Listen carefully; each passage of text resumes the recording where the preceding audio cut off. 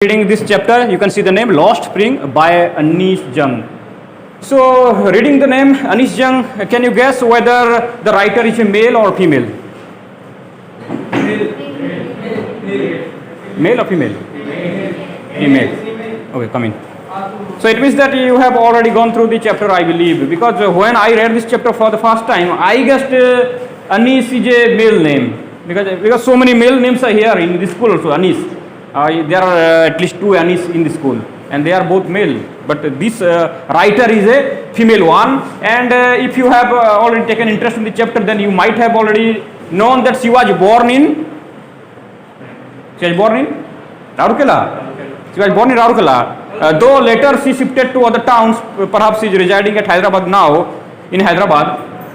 But anyway, her childhood was spent in Rourkela, and Rourkela is not that kind of a big city or big town.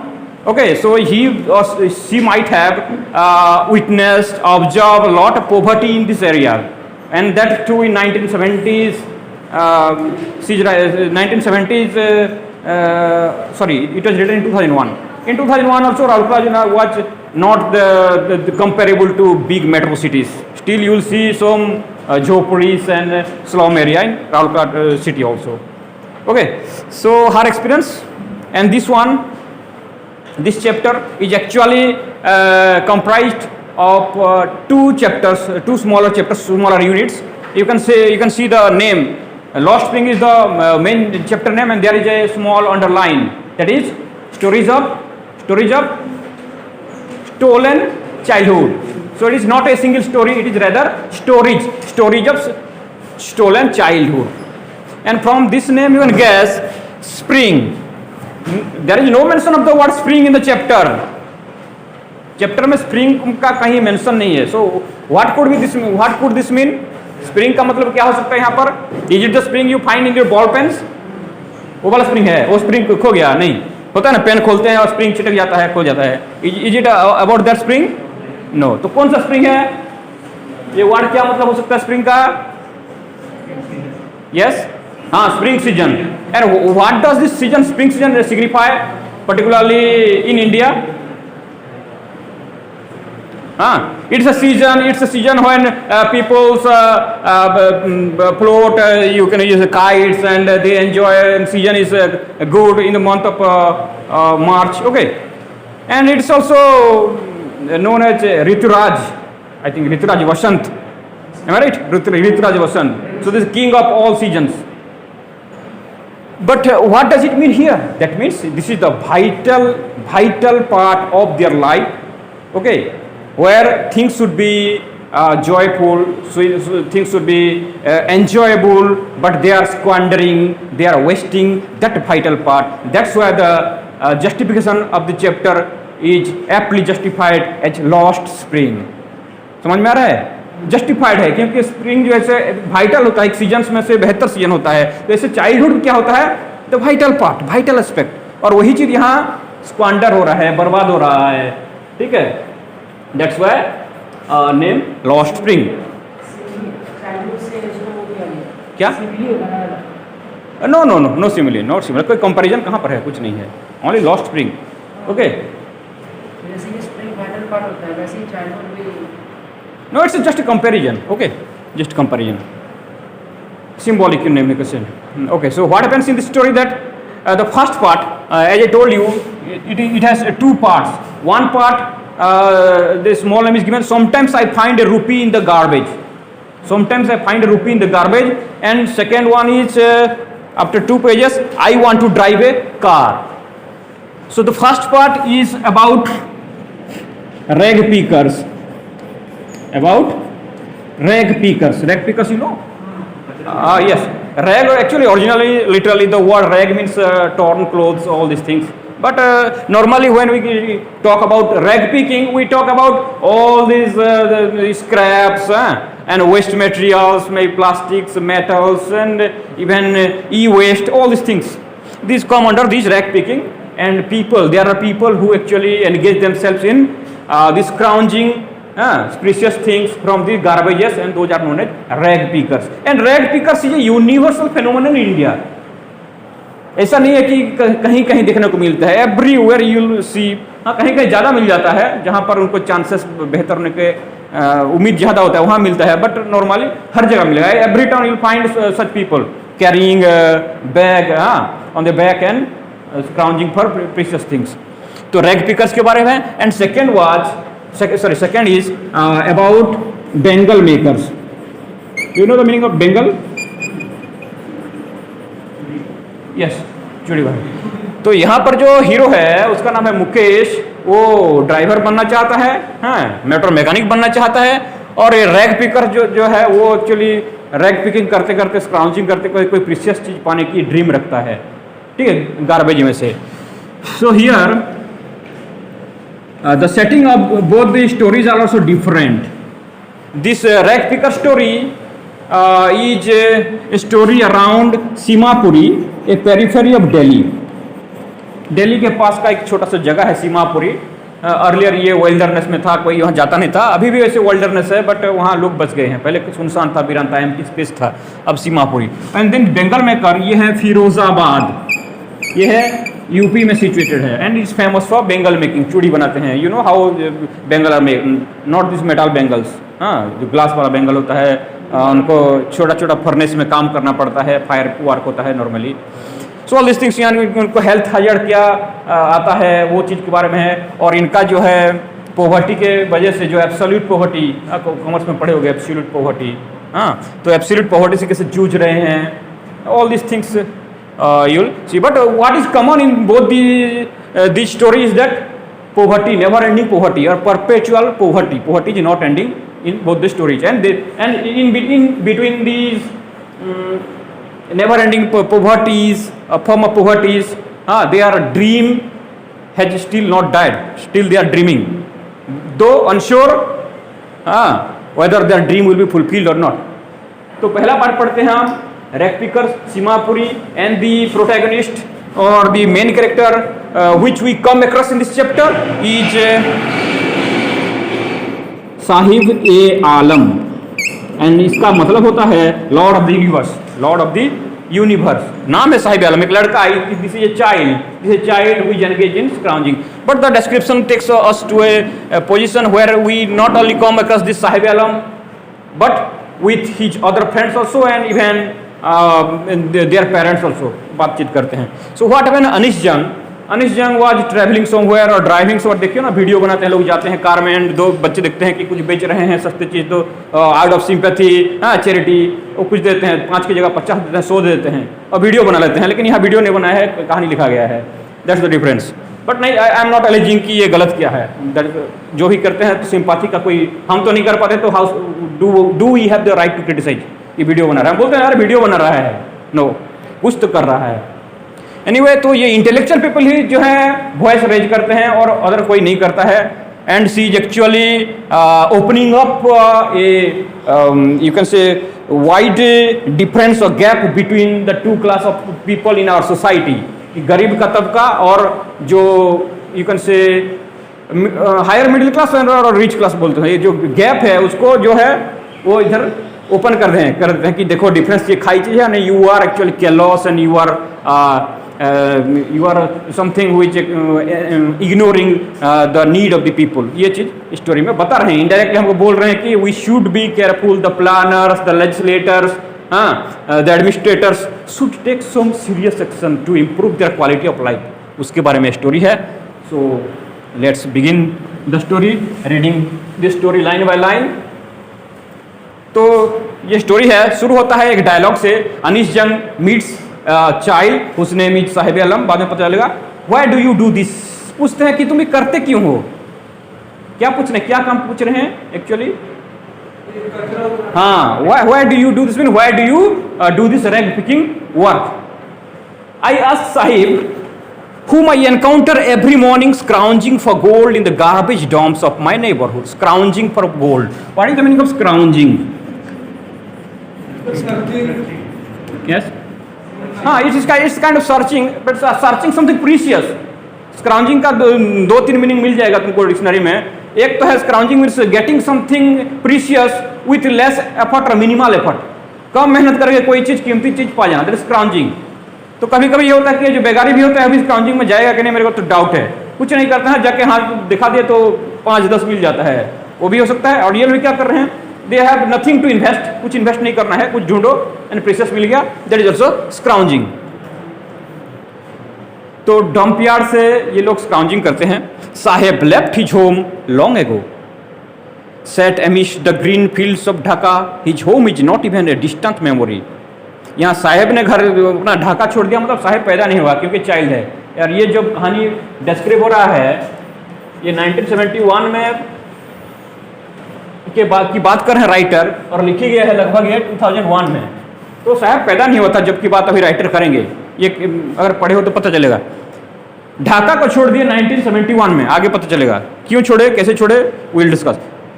His home is not even a distant memory, there were many storms that swept away their fields and homes, his mother tells him. That's why they left looking for gold in the big city where he now lives. So ये है Bangladesh, actually they were Bangladeshi immigrants to India and you can say refugee. वो 1971 में India को चले आए थे and they settled close to Delhi. Not only Delhi, it's only story of Delhi. बहुत जगह में, even in Odisha, you'll find people given shelter house in Koraput and Malkangiri, in those districts. खाली जगह था, बैठा दिया गवर्नमेंट, लेके बैठ गए वहाँ, और कुछ अपने चॉइस से बैठ गए। तो जहाँ गवर्नमेंट ने बैठाया उनके लिए कुछ आइडेंटिटी दे दिया, कुछ ज़मीन दे दिया, और कुछ लोग ऐसे ही बैठ गए, ठीक है।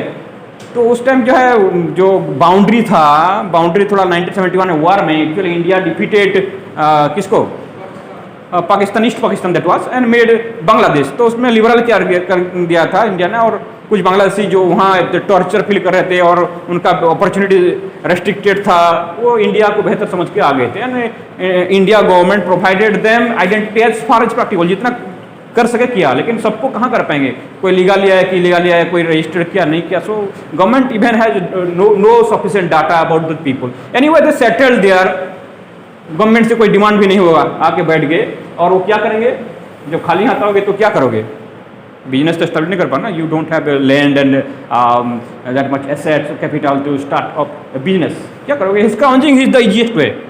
वो लोग स्क्राउंजिंग करने लगे। I have nothing else to do, he mutters looking away. तब पूछे कि और के तो ये काम क्यों करते हैं, why do you do this. तो बोलता है मेरे पास और कुछ काम नहीं है, दूसरा मैं कुछ कर नहीं पाऊंगा। सो द राइटर अनीश जंग बोलती हैं अच्छा तो स्कूल चले जाओ, कुछ काम नहीं है तो। ग्लीबली मतलब बातों में दम नहीं था, वैसे बोल देते हैं। That means Anish Jung had realized it very well that school ये लोग जाके भी कुछ नहीं करें, जिनके लिए खाने के लिए नहीं है, पहनने के लिए नहीं है, चप्पल नहीं है, उनको स्कूल भेज रहे हैं, उनको मालूम है। इवन अनीश जंग नोस, बट वैसे पूछ रहे हैं, बातों क्यों बात करना है, she wanted to start a conversation, और पूछ रहे हैं कि स्कूल क्यों नहीं चले जाते। देखो realizing immediately how hollow the advice must sound. तो ये लड़का साहिब आलम बोलते there is no school in my neighbourhood, when they build one I will go. ये बोलते हाँ मेरे पास कहाँ स्कूल है, पास में तो स्कूल नहीं है, बना दो या बन जाएगा तो चला जाऊंगा। हालांकि ये भी जानता है कि ये जाएगा ना स्कूल, कन्वर्सेशन चल रहा है, ये पूछ रहा है तुम क्यों नहीं जाते, जान के कि और जाके फायदा नहीं मिलेगा, और ये भी एक्सक्यूज लेके आ गया कि स्कूल नहीं है इसलिए मैं नहीं जाता हूँ, स्कूल बनता तो मैं जाता। तो नेक्स्ट चैप्टर तो थोड़ा आगे जाके टेस्ट कर रहे हैं कि लड़के का एक्चुअली कितना फार्मनेस है उसका, या कितनी इच्छा है, हाउ स्ट्रॉन्ग और firm is in his decision. If I start school will you come. तो अनिश जंग बोलते क्या मैं स्कूल खोल दूँ पास में तो आओ स्कूल, कोई जस्किन बात तो चल रहा है ना, ये स्कूल खोलेंगी और ना वो स्कूल जाएगा, एक्चुअली बातचीत करने कन्वर्सेशन स्टार्टर की तरह के कन्वर्सेशन स्टार्ट कर रही हैं। आई आस्क हाफ जोकिंग, मजाक करते हुए पूछी। तो ये बोलते यस, वो मजाक का समझ में आता है, ये बोलते हाँ बिल्कुल जाऊंगा, क्यों नहीं जाऊंगा। Yes he said smiling broadly, खोल दो तो पक्का जाऊंगा।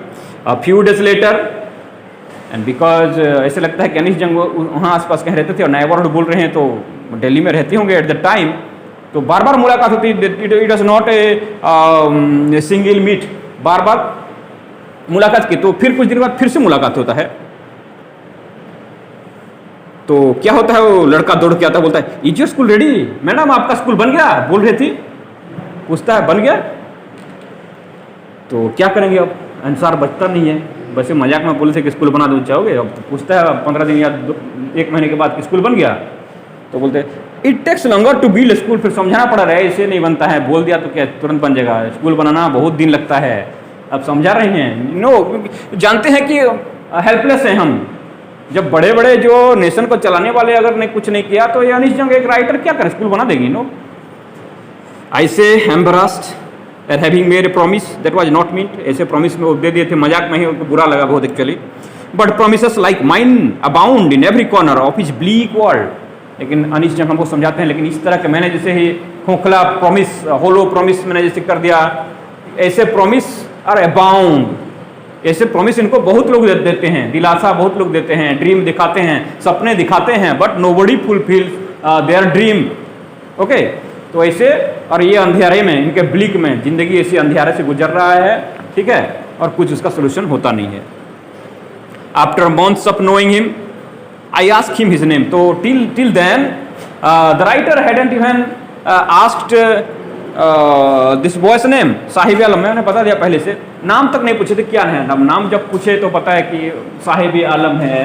फिर राइटर को समझने में देर नहीं लगा कि ये नाम में भी एक क्या आयरनी छुपा है, नाम में ही आयरनी छुपा है। इसका मतलब होता है लॉर्ड ऑफ द यूनिवर्स, जो ये विश्व का लॉर्ड है, यू कैन से भगवान और चलाने वाला, पालन करता जो भी है। अब वो क्या झोला उठा के कचरा उठा रहा है। तो ये रेज करते हैं, अगर नाम का उसका मतलब इसको नहीं मालूम होगा, अगर मालूम होता तो अपने नाम को ही खुद बिलीव नहीं करता कि उसका नाम कौन ऐसे रख दिया है। राइटर सेज, ठीक है। On our of his name represents, he roams the street with his friends, an army of barefoot boys who appear like the morning birds and disappear at noon. So Sahib Alam was not the only one who was engaged in this work. There are so many like him. So army of scroungers, army of बोल रहे हैं army of barefoot boys, और सबके पैर में चप्पल वगैरह footwear नहीं था, सब उसकी तरह बहुत सारे थे। appear like the morning birds, appear like the morning bird, morning bird मतलब सुबह जो होता है ना, तो पेड़ से जैसे बर्ड्स चाहते हैं उड़ के निकलते हैं इधर काम के लिए, खाने के लिए, तो ये भी ऐसे काम के लिए निकल जाते हैं। बाय नून कोई नहीं मिलेगा, 12 बजे तक घर में कोई नहीं रहेगा, सब कहाँ किसी गांव में कहीं दूर इलाके में चले जाएंगे। तो लाइक द मॉर्निंग बर्ड्स, ये सिमिली हो सकता है, पूछा जाएगा तो like the morning birds they leave their houses. Over the months I have come to recognize each of them. तो महीने भर के बाद, बार बार मिलने के बाद, after lot of meetings, the writer Anees Jung had started identifying all of them और recognizing all of them by their names. सबको जानने लगे थे थोड़ा बहुत। अब उनका जो फोकस है पढ़ाई के बारे में तो वो फुलफिल नहीं कर पाए, तो उनका ध्यान जाता है अबाउट देयर यू कैन से footwears, about their footwears, and none of them were having a pair of footwears. किसी के पास नहीं था, और जिसके पास भी था वो कैसा था, that is a description given in the chapter. जब साहिब आलम को पूछते हैं कौन writer, no not Sahib Alam, I ask one, कोई लड़का उनका जो आर्मी ऑफ ये है रेक्टिकर, उसमें से एक को पूछते हैं कि तुम्हारे पास चप्पल क्यों नहीं है, तो उसका एक्सप्लेनेशन था, no I have a pair of chappals but it is on the shelf and my mother didn't bring it for me, shelf से नहीं निकाल दी, that's I am not wearing a pair of chappal. तो दूसरा बच्चा बोलता है नहीं इसका मदर नीचे ला भी दे तो नहीं पहनता है, बोलते हैं, कमेंट करते हैं, एक बोलता है तो दूसरा टोकने लगता है बीच में, तो बोला नहीं इसका मदर तो देती है चप्पल तो नहीं पहनता है। और कौन बोल रहा है, हु इज टॉकिंग, जिसने जूता पहना हुआ है, मिसमैच वाला जूता, साइज छोटा बड़ा है या अलग अलग कलर का है, वो बोल रहा है ऐसे, ठीक है। तो द बॉय जिसको पूछे राइटर कि चप्पल क्यों नहीं पहने हो, और बोले मम्मी नहीं उतारती इसलिए नहीं पहना हूं, तो ये जो कमेंट करने वाला वो पहन लिया है इसलिए वो कमेंट करता है कि मैं तो पहना हूं, लेकिन फिर इनका फोकस है तो क्या पहना है, no mismatch. So we are talking about this slippers and footwears. तो यहां से कमेंट करते हैं राइटर, हाँ तीसरा बच्चे के पास जूता भी नहीं है, एक के पास चप्पल नहीं है, मदर नहीं देती, दूसरे के पास मिसमैच है, और तीसरा बच्चा अभी भी ढूंढ रहा है चप्पल, ठीक है। Says a third boy who has never owned a pair all his life. Traveling across the country, I have seen children walking barefoot in cities, on village roads. It is not lack of money, but a tradition to save their body is one explanation. लोग बोलते हैं कि यहाँ के लोग चप्पल क्यों नहीं पहनते हैं, तो इंडिया के बारे में कोई भी कमेंट करता है इजीली दैट नो, यहाँ के लोग का ट्रेडिशन में है, they don't actually want to wear a pair of chappal और शूज. जिसे बोलते हैं यहाँ के लोग चम्मच से नहीं खाते, हाथ से खाते हैं, because that is a tradition. But the writer is actually reluctant to support this view. She says that if given them the opportunity and chance, or given provided them the money or footwear, they will also wear. ये explanation नहीं हो सके, explanation लोग दे सकते हो कि ये उनका ट्रेडिशन में नहीं है, पसंद नहीं करते, बट पैसा दे दो, चप्पल दे दो, ये लोग पहनने के लिए राजी हैं. They will definitely wear. ये पॉवर्टी है जिसको हमने क्या कर रहे हैं, एक्चुअली हम छुपा रहे हैं. यू कैन से it's something latent, it's kind of A yes, हाँ, इसका हिडन पॉवर्टी है एक तरह का, लेकिन है. तो we can not justify that actually due to their tradition they are not wearing, rather they are not wearing footwear because they don't have money to buy a pair. इसलिए फिर उसके बाद एक उडुपी का एक एग्जाम्पल देते हैं. उडुपी एक साउथ इंडिया में एक शहर है, मैं अभी इन कर्नाटक आई बिलीव. तो वहाँ पर एक यंग बैग को देखे थे पहले, ठीक है, एक यंग बैग को देखे थे जो चप्पल के लिए मन्नत मांगता था. अगर ट्रेडिशन में होता कि चप्पल नहीं पहनना है, वो भी प्रीस्ट वाला, प्रीस्ट क्लास का, प्रीस्ट वाले नॉर्मली खाली पैर रहते हैं, लेकिन वो भी चप्पल के लिए भगवान से मन्नत मांग रहा था कि चप्पल मेरे को मिल जाए, और वो उसको बड़ा होकर मिल भी गया शायद. एंड उसका बच्चा जो है अभी चप्पल पहनता है, शूज पहनता है, स्कूल बैग पहनता है, स्कूल जाता है. सो जो चेंज जो हुआ है, वो अगर ट्रेडिशन में होता तो ट्रेडिशनल वो प्रीस्टली वाला क्लास या प्रीस्ट वाला वो क्यों चेंज कराते. दैट मीन अगर प्रीस्ट क्लास अगर चेंज कर सकते हैं, so that doesn't mean that it's a tradition. Tradition नहीं है, सबको इच्छा है लेकिन पैसा नहीं है, ठीक है. अब दूसरे बच्चे को ऐसे ही मन्नत मांगते देखे हैं. वो क्या करता है, पहले देखे थे कुछ साल पहले बचपन में एक लड़के का, शायद प्रीस्ट क्लास से बिलोंग करता था, वो भगवान को मांगता है, दुआ मांगता है, चप्पल दे दो हम पहने. That means that's not tradition, he wants it. लेकिन अब कुछ साल बाद देख रहे हैं कि दूसरा बच्चा उसके पास चप्पल है, वो भगवान को ये बोल रहा है कि भगवान मेरा चप्पल कोई ना ले. अगर ट्रेडिशन में होता तो ये लोग ये चप्पल के क्यों सीरियस होते. कोई मांग रहा है और कोई चाहता है कि नहीं खो जाए. That means it's not about tradition. Things are changing for some and they want a change. They also want to wear a pair of chappal or footwear. So we cannot say that things are conservative in India and people don't want change. People do want to change, but for the change they need the money which is not viable, affordable or available for them. तो पैसा मिल जाए तो सब tradition बदलने के लिए सब तैयार है. ऐसा कोई नहीं है कि मैं ट्रेडिशनल हूँ, कंजर्वेटिव हूँ, पैसा दे दो सब पहन लेगा, ठीक है. अगेन उसके बाद एक ये बातचीत तो बच्चों के साथ खत्म हो जाता है. And then we move to another part. अब ज़्यादा जान पहचान होने के बाद ये उनके घर तक चले जाते हैं. उनके जो हॉटमेंट्स होते हैं, छोटे छोटे मॉड हाउसेस होते हैं, टारपोलिन कवर हाउसेस होते हैं, यहाँ तक राइटर पहुँच जाते हैं to know actually in detail what is compelling them to choose this kind of an awkward occupation. ठीक है, घर पहुंच जाते हैं और घर में जाके क्या देखते हैं, what does the writer see there. उनका जो घर है वो मॉड हाउसेस है, मिट्टी के हैं ना, इसमें ब्रिक्स सीमेंट से बना है, मॉड हाउसेस है. और ये जो कवर है ये आइदर टीन कवर एस्बेस्टस है या फिर टारपोलिन्स है. So these are not permanent houses, just क्या बोलते हैं, you can say hutments for their dwelling in to safeguard them from sun and rain. That's all. बस जान बचाने के लिए एक सर के ऊपर एक कवर मिल गया है. अब वहाँ जाके पूछते हैं, देखते हैं. ये एक बहुत इंपॉर्टेंट लाइन है, you can underline this paragraph you can underline. Seemapuri को पहुँचते हैं writer. A place on the periphery of Delhi yet miles away from it. What does it mean? A place in the periphery of Delhi. A place in the periphery. Do you know the meaning of periphery? Yes. Periphery of Delhi, yet miles away from it. Who can give a proper explanation of this line? There is an irony here. Okay, yes.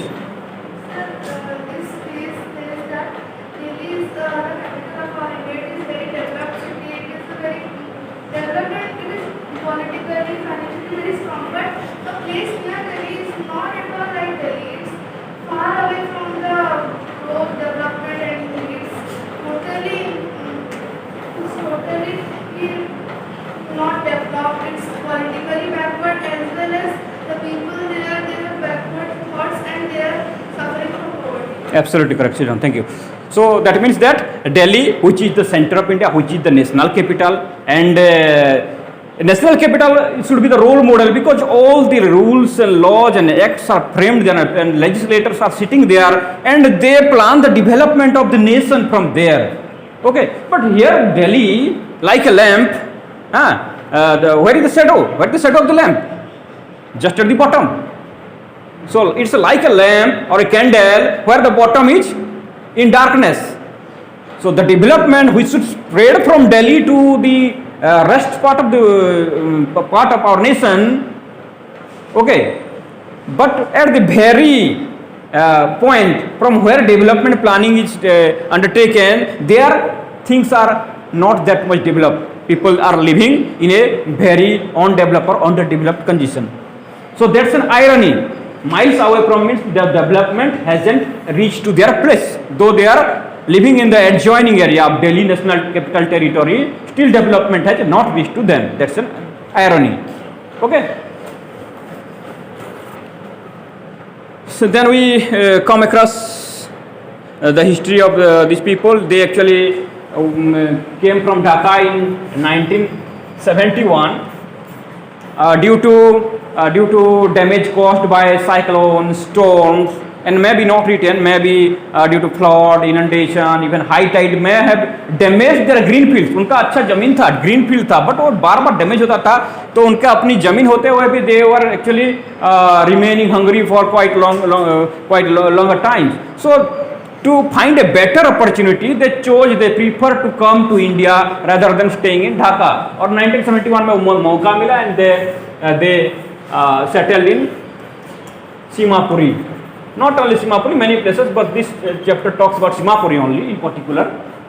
And after that 30 years, when the writer wrote this chapter, 30 years, अब ज़्यादा 50 years होने वाला है. 30 years, there was no much change in their livelihood, lifestyle, and no attention was given to this sect of society. Right? Even some things are given and other things are not given. ये भी question आता है क्या उनको मिला क्या नहीं. They were actually voter card में उनका नाम enlist हो गया है and they have already ration cards and they are happy. They have ration cards. That means they were able to meet their both ends and they had their arrangements for bread and water by the local authority, even the councillor जो भी होगा. But they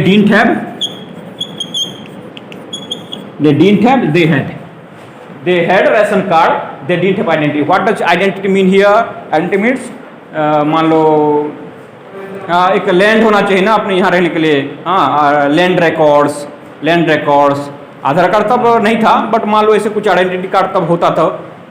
तो ration card मिला है, लेकिन voter card में तो थे दैट लिखा है and they are enrolled in the voter list, but they have no other identity. उसके अलावा कुछ नहीं है. There is no permanent record. उनका अगर निकालने जाओगे कि मुझे यहाँ के कुछ कास्ट सर्टिफिकेट चाहिए और कुछ चाहिए या रेसिडेंस चाहिए, तो कोई देगा नहीं. खाने पीने का दे दिया गवर्नमेंट ने. That much government has done for them, but they don't have identity. But the thing is they are not worried, not concern about this lack of identity. सबसे यहाँ पर इंपॉर्टेंट बात है कि आइडेंटिटी नहीं है फिर भी वो खुश हैं, बिकॉज आइडेंटिटी के लिए वो इंडिया नहीं आए हैं.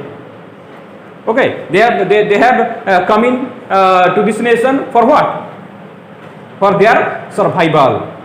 खाने पीने का इंतजाम नहीं हो पा रहा था in their nation. That's why they have come, and उनके लिए survival is the most important thing than this identity. So they are not concerned. So wherever they find food, they pitch their tents that become transit homes. So wherever they find this opportunity, they move there, they settle there, and they continue to do this scrounging and the rag picking. So they are not worried, not concerned.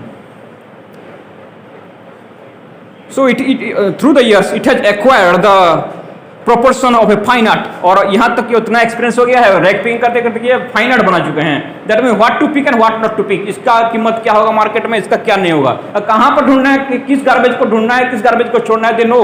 They have already acquainted themselves with the art of rag picking. उनके लिए तो art बन गया है. ठीक है. Garbage to them is gold. ये भी देखो statement. Garbage to them is gold. Simile है या metaphor है? Tell me whether it is simile or metaphor. Like gold नहीं लिखा है. कभी कभी छोटा मोटा क्वेश्चन है, जब से एमसीक्यू इंटरेस्ट है ना, मतलब तुम सरप्राइज कर देगा. कभी हम सोचते नहीं थे कि हम टेक्स्ट पोर्शन से कभी ये literal device figure of speech पढ़ना होगा या इसका आंसर देना होगा, लेकिन अभी आ रहा है क्वेश्चंस में. तो कभी कभी ये सेंटेंस पकड़ा देगा, आपको बोलेगा what literary device is used in this sentence. Metaphor. Garbage to them is like gold नहीं है, garbage to them is gold. Garbage ही उनके लिए सोना है. तो देयर ये metaphor here. Okay, there is gold means everything, they are everything, and all precious things or all sources of their survival rest on these dumps of garbage. वही बोल रहे हैं. It is their daily bread, ये उनका रोजी रोटी है. A roof over their heads, तो ये गार्बेज उनका सोना है, गार्बेज उनका रोटी ब्रेड है, गार्बेज उनका सर का छत है. Even if it is leaking roof हो सकता है, मतलब that may not be a permanent one, या फिर उनका जो चांसेस है कि हर दिन कुछ मिल जाए. लीकिंग का मतलब वही है कि हर दिन नहीं मिलता है, कभी कुछ भी नहीं मिलता है. But for a child it is even more, और कोई चाइल्ड हो तो उसके लिए तो और ही ज़्यादा है. वो क्या और ज़्यादा है? Children actually more dreamy concerning to the dumps. उनका तो बड़े लोगों का क्या है, वो हमेशा पैसे के सोचते हैं, ब्रेड एंड बटर. बच्चों के लिए क्या है? कभी कभी एक टॉय भी मिल जाए तो वो खुश हो जाते हैं. टॉय मिल जाएगा, कहीं कुछ टॉर्चलाइट मिल गया, कहीं और कुछ मिल गया, कहीं 2 रुपये कॉइन मिल गया सिक्का, तो उनका तो दिन बन जाता है. तो वो चीज़ आगे के पैसेज में लिखा है पैराग्राफ में. Will read in detail in our next class. Okay, कोई डाउट है तो पूछ सकते हो.